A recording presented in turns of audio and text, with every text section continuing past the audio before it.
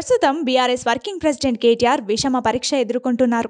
గతేడాది జరిగిన అసెంబ్లీ ఎన్నికల్లో బీఆర్ఎస్ అధికారం కోల్పోయినా గ్రేటర్లో 16 సెగ్మెంట్లలో బీఆర్ఎస్ విజయం సాధించడం పట్ల లీడర్గా కేటీఆర్ సక్సెస్ అయ్యారని ప్రశంసలు అందుకున్నారు. కానీ గ్రేటర్కు చెందిన పలువురు ఎమ్మెల్యేలు అధికార కాంగ్రెస్లో చేరేందుకు రెడీ అవుతుండడంతో వీరిని పార్టీ మారకుండా నిలువరించడం కేటీఆర్కు బిగ్ టాస్క్లా మారింది. విజయాలను మాత్రమే ఖాతాలో వేసుకొని వైఫల్యాలను చూసి పారిపోవడం లీడర్ లక్షణం కాదు.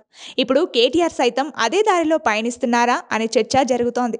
బీఆర్ఎస్ ఫ్యూచర్ లీడర్గా పేరొందిన కేటీఆర్ లీడర్గా తనను తాను నిరూపించుకోవాల్సిన సమయం ఇది.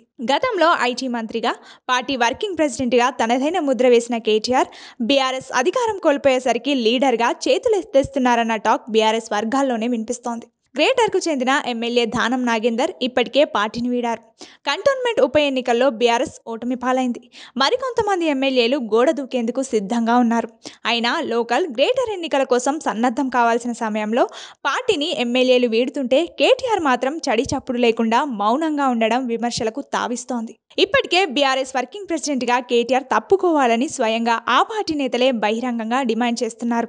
పార్టీని వీడాలనే ఆలోచనతోనున్న బీఆర్ఎస్ ఎమ్మెల్యేలను పార్టీ మారకుండా నిలువరించకపోతే కేటీఆర్ రాజీనామా చేయాలన్న ఈ డిమాండ్ మరింత ఊపందుకునే అవకాశం కనిపిస్తోంది.